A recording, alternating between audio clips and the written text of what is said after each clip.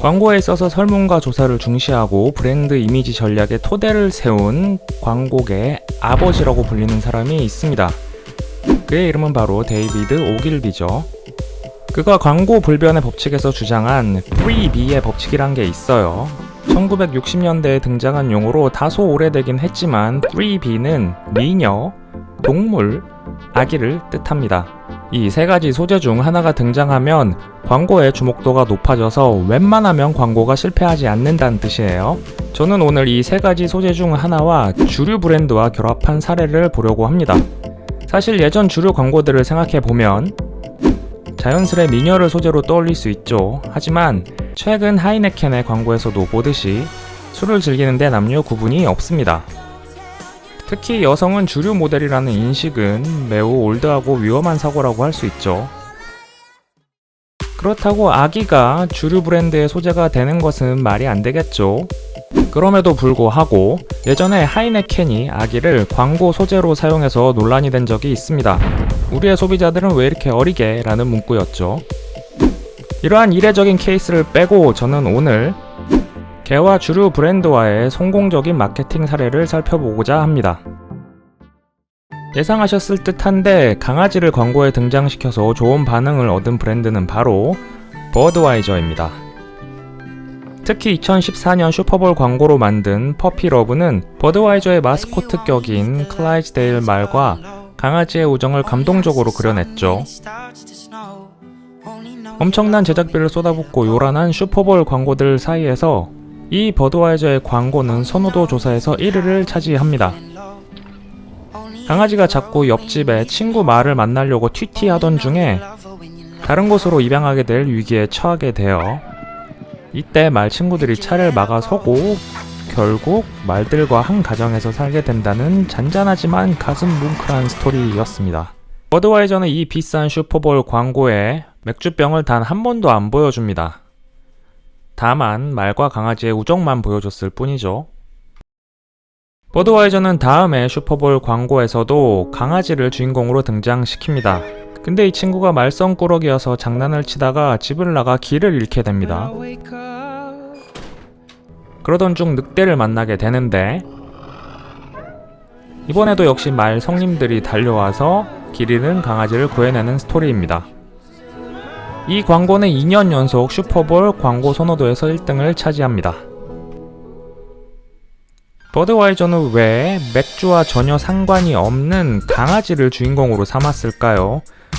우선 이 광고는 제품 광고가 아닌 브랜드 광고라는 점, 그리고 이성적 광고가 아닌 감성적 광고라는 점이 그 이유죠. 한 조사에 따르면 이성적인 광고의 효과에 비해서 감성적인 광고의 효과가 수익성 측면에서 2배가량 높은 것으로 나옵니다. 버드와이저는 이 감성적 광고의 매개체를 강아지로 잡은 거죠. 강아지에 대한 보호 본능과 친근한 감정을 버드와이저 브랜드로 전이시킨 거예요. 특히 이 광고가 미국에서 먹힌 이유를 좀 더 세심하게 살펴보면 미국의 가구 수가 총 1.3억 가구 정도 되고 그중 애완동물을 기르는 가구 수는 무려 약 1억 가구나 된대요. 산술적으로 미국 가정의 80%가 애완동물을 기르고 있는 거예요. 버드와이저는 이 많은 현재 고객 또는 잠재 고객과 브랜드를 강아지에 대한 감정으로 연결한 겁니다.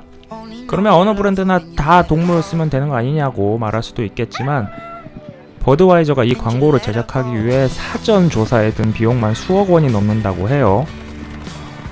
감정을 움직이는 광고를 만드는 게 절대 쉬운 게 아닙니다. 제가 주목하고 있는 주류 브랜드가 하나 더 있는데 티토스라는 보드카 브랜드예요. 보통 보드카 하면 떠오르는 두 브랜드가 있죠.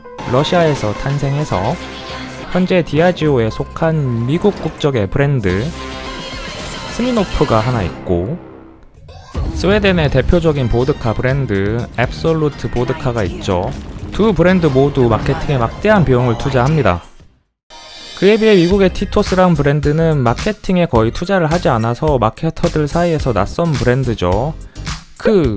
그런데 최근 몇 년간 증류주 브랜드의 성장률 순위를 보면 티토스가 압도적인 1위를 기록하고 있었어요. 그러던 중 작년에 미국 증류주 브랜드 총 판매량 1위를 차지하게 됩니다. 스미노프와 잭 다니엘을 제친 충격적인 결과라고 할 수 있었어요. 물론 티토스는 차별화 요소를 가진 좋은 술이에요. 보통의 증류주가 밀과 보리로 만드는데 티토스는 옥수수로만 제조한 글루텐 프리 보드카입니다. 글루텐은 알레르기 반응이나 소화장애를 일으킨다고 알려져 있죠. 그 외에도 대부분의 보드카는 4-5차례 증류하지만 티토스는 6회 증류하는 오리지널 핸드메이드 보드카입니다. 하지만 이 사실만으로 미국 판매량 1위를 차지할 수 있을까요? 티토스는 특별한 마케팅을 하지 않는 대신에 회사가 만들어진 1997년 이후 20년 이상 개와 특별한 관계를 유지하고 있는 브랜드입니다. 텍사스에 증류 공장을 만들었을 때 많은 유기견들이 공장 주위에 몰려들었고 이를 가엾게 여긴 창업자 티토는 특별한 케어를 해주었고 결국 함께 살게 되었대요. 이 인연으로 티토스는 슬로건을 애견인을 위한 보드카로 정했습니다. 그 이후에 계속해서 개를 위한 기부와 행사를 진행 중이래요. 티토스의 사이트에 가보면 애견인을 위한 굿즈를 판매해서 기부하고 있더라고요. 이렇게 티토스가 판매 1위를 차지한 데에는 애완동물을 기르는 1억 가구, 총 미국 가구의 80%에게 어필을 했기 때문이죠. 저도 동물을 사랑하는 사람으로서 티토스를 한번 마셔봐야겠습니다. 한국에서 파는지를 모르겠네요.